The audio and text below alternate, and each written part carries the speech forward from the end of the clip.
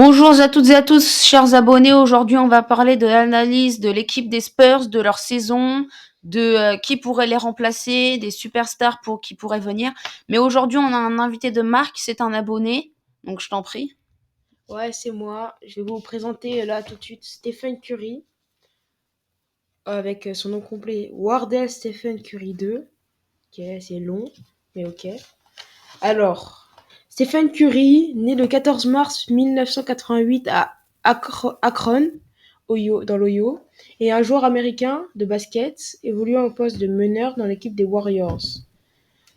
Réputé pour ses qualités au tir à 3 points, il est le joueur ayant inscrit le plus de paniers à 3 points en 2013, 2014, 2015, 2016, 2017, 2021, 2022 et 2024. C'est beaucoup d'années, et surtout beaucoup d'années consécutives. Ça fait Effectivement 5 années consécutives, et après, tu as 2 années consécutives encore. Et il est considéré comme le meilleur tireur de l'histoire du basket. Recruté en NBA en 2009, il subit une blessure à l'été 2011 et est contraint de manquer une grande partie de la saison 2011-2012. Pas de chance.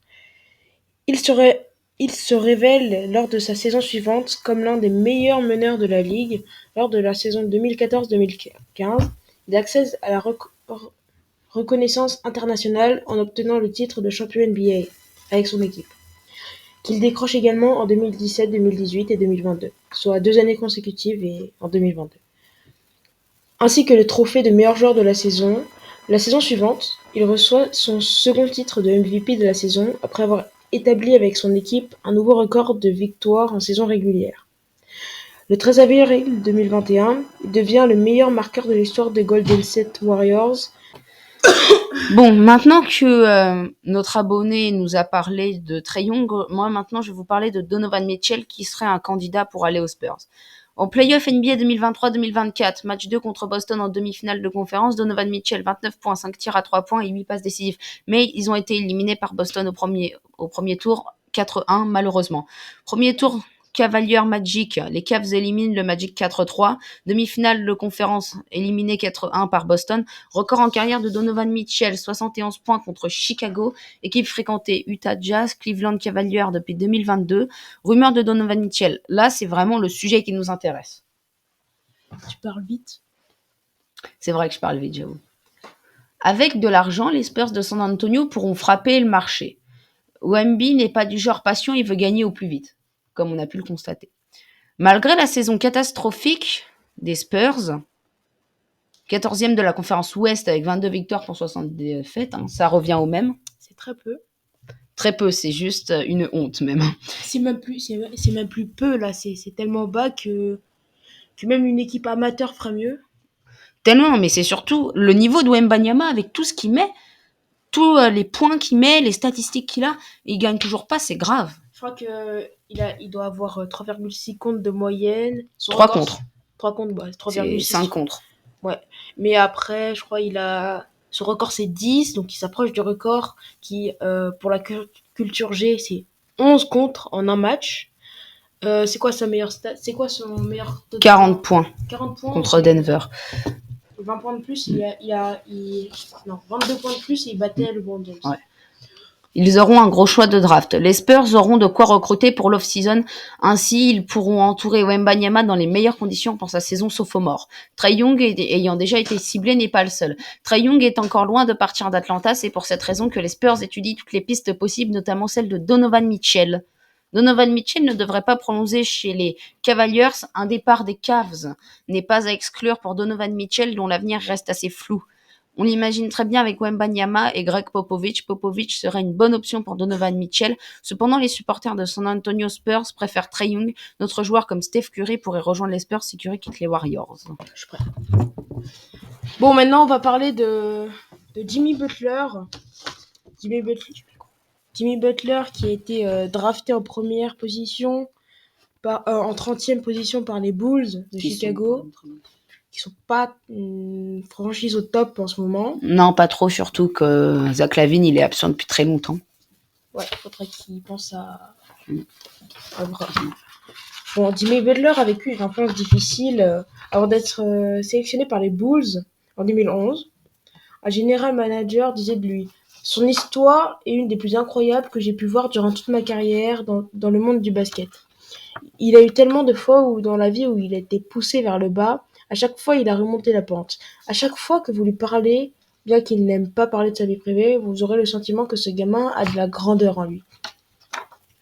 Le père de Butler a abandonné la famille alors qu'il n'était qu'un nourrisson. À 13 ans, vivant dans la banlieue de Houston, sa mère le chassa de chez lui. Lors d'une interview, Jimmy disait que les derniers mots de sa mère ont été « Je n'aime pas ton regard, va-t'en ». Il passe toute son adolescence à aller de maison en maison, souvent recueilli par des amis, jusqu'à ses 17 ans, lorsqu'il croise Jordan Leslie, un, bah, un jeune joueur de basket-ball et de football américain sur les terrains de basket-ball. Les deux lycéens s'affrontent dans un concours de 3 points et deviennent amis. Jimmy Butler en profite pour rester dormir le plus souvent possible chez Jordan. D'abord réticent, la mère et le beau-père de Jordan, à la tête d'une famille de 7 enfants, finissent par l'accepter et il obtient une vraie place dans la famille. Il fait ses corvées et finit par devenir le 8e enfant de la famille. Le jeune basketteur doit rattraper son retard. Ses exploits au lycée n'attirent pas les grosses universités. Il joue 1 an dans une petite fac du Texas, la Tyler Junior College, avant d'être enfin repéré par l'université de Marquette en 2008. Maintenant, je vais vous parler de Trae Young. L'avis de Victor Wembanyama sur un duo avec Trae Young. Toi, t'en penses quoi? Je pense Trae Young, il peut faire du beau boulot chez les Spurs, hein, vraiment. En fait, il peut faire comme les autres joueurs qu'on a présentés, apporter beaucoup de dynamicité au jeu et le structurer. Je pense que, je pense que, je pense que Doncic serait mieux pour structurer le jeu, hein. Ouais. Mais il n'y a aucune rumeur, aucun préjugé Au centre de l'attention, malgré les demi-finales de play-off en cours, les Hawks font enfin parler d'eux cette saison autour des rumeurs de départ de certains membres du roster et surtout de son first pick. Trae Young n'échappera pas à la règle. Et le meneur triple All-Star des Hawks intéressait du monde à tel point qu'il pourrait quitter sa franchise de toujours pour San Antonio. C'est en tout cas une perspective loin d'être improbable. Victor Wembanyama aurait déjà réagi à la rumeur. Le chantier estival des Hawks ne fait que commencer, partagé entre son premier pick qui pourrait devenir Alexandre Sarr et un rebuild total ou bien un trade pour entourer Trae Young.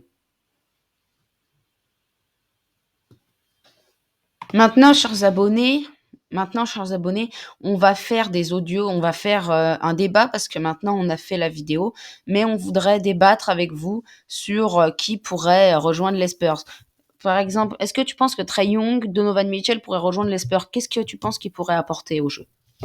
Trae Young, avec, comme on le dit souvent, son calme olympien, pourrait apporter moins de nervosité parce qu'on a remarqué tout au long de la saison, leur jeu est trop nerveux, trop impulsif. Et donc il y a eu des hauts, rares, mais il y a eu des hauts, et des bas, des nombreux bas.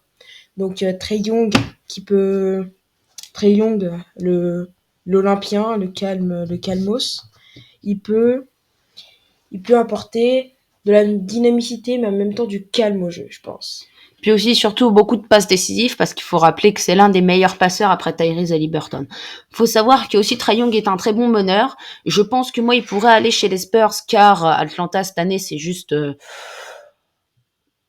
la merde. Voilà.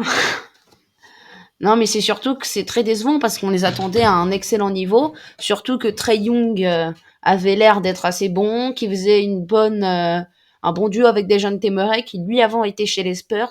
Mais c'est vrai que quand on y réfléchit, c'est pas exceptionnel. Faut aussi rappeler que Atlanta a dégringolé un moment parce que il a perdu beaucoup. Atlanta a perdu 1 ou 2 places au classement parce que Trae Young s'était fait opérer à la main. Donc je sais plus pourquoi. Pourquoi déjà? Je sais pas trop pour être honnête. Mais le jeu il s'est. En fait le jeu il a commencé à ressembler à celui des Spurs, hein. Et puis c'est surtout qu'il y a un manque de bons joueurs. Par exemple, Saddiq Bey, DeAndre Hunter, Clint Capella, c'est pas des joueurs très très bons, même si Bogdan Bogdanovic apporte des choses, mais il change pas grand chose.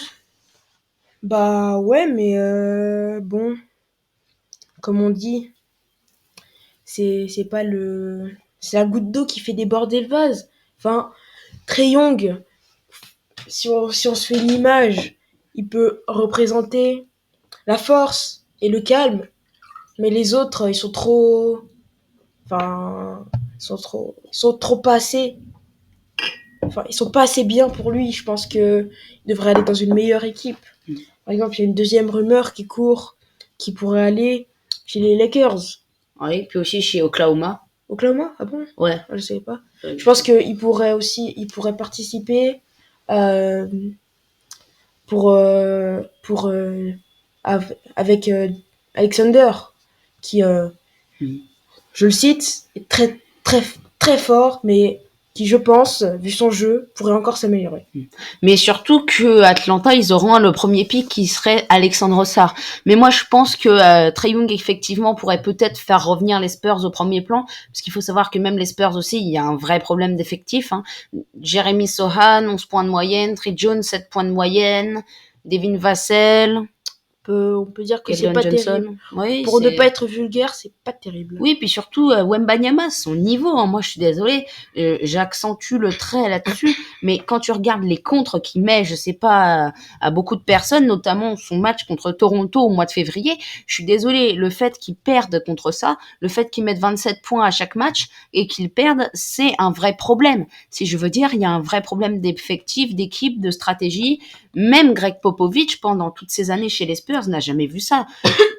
Même, je pense que les Spurs, s'ils vont continuer dans cette direction, ils n'auront jamais l'apogée demandé. Ils ne seront jamais revenus. Donc c'est pour ça que je pense qu'il faut vraiment faire une reconstruction comme ça a été fait cette année chez les Raptors. Enfin, je sais pas, mais on est tous d'accord pour dire que Wembanyama mérite mieux que les Spurs de cette année, parce qu'ils ont un bon palmarès, mais cette année et l'année dernière, c'était pas possible, quoi. Non, mais je veux dire, surtout son niveau. Je veux dire, ils peuvent pas mettre 27 points à chaque match et perdre ensuite. C'est pas possible. Non, mais l'an passé, l'année dernière, il a mis. C'est une vidéo qui a fait le buzz. Je sais pas si vous l'avez vu, mais il a scoré. Il a mis des 3 points step back et tout sur Rudy Gobert. Il était même pas encore NBA qu'il scorait en step back à 3 points sur Rudy Gobert. C'est déjà incroyable. Il fait 2m26 le gars. Faut pas abuser non plus. Les Spurs, c'est pas une bonne franchise pour lui. Maintenant, on va débattre sur Donovan Mitchell. Moi, je pense personnellement que Donovan Mitchell, il pourrait aller aux Spurs, car Darius Garland avait dit que si Donovan Mitchell était reconduit, lui ne resterait pas aux Cavs. Qu'en pensez-vous, mon cher invité? C'est Donovan, hein. Mitchell. Ouais, c'est quasiment 100%. C'est comme à chaque fois qu'on dit qu'il y a 100% de chances que ça va arriver. Ça va pas arriver. Mais il y a quand même des chances. Si je dis qu'il y a 100% de chances que ça va arriver, ça va pas arriver, parce que on est tous d'accord, c'est pas le trade le plus probable. Surtout, qui pourrait remplacer Donovan Mitchell? Moi, je sais pas. Moi non plus, très honnêtement, non, je sais pas. Personne. Ouais, je pense personne. Après, on peut constater que Donovan Mitchell, c'est un très bon joueur. 28 points, 71 points contre Chicago l'année dernière, c'est plutôt pas mal. Mais moi, je pense que personnellement, Donovan Mitchell, il devrait rester à Cleveland, car il pourrait faire des choses importantes. Il y a un bon roster, je pense notamment à Caris Lever, Darius Garland, mais que Darius Garland, en fait, il est comme les Spurs, donc voilà, faut pas se cacher. Et toi, t'en penses quoi? Tu penses que les Cavs pourraient continuer à grandir avec Donovan Mitchell, ou ils devraient quitter le navire des Cleveland et directement aller aux Spurs pour essayer de gagner un titre avec Wemby et Trae Young et probablement Curry? Alors, si Donovan Mitchell part des Cavs, ils vont faire comme une pierre. Donc maintenant, la nouvelle rubrique, les coups de cœur shopping. Alors, il y a les chaussures de LaMelo Ball, les Pumas MBO3 Toxic. Elles sont stylées et performantes. Ah, elles sont très belles. Moi, j'avoue, si je pouvais me les acheter, je les achèterais direct. et aussi le maillot de Carmelo Anthony quand il était chez les Nuggets. Donc, bon bah c'est la nouvelle rubrique, les coups de cœur du mois, et rendez-vous à la prochaine vidéo.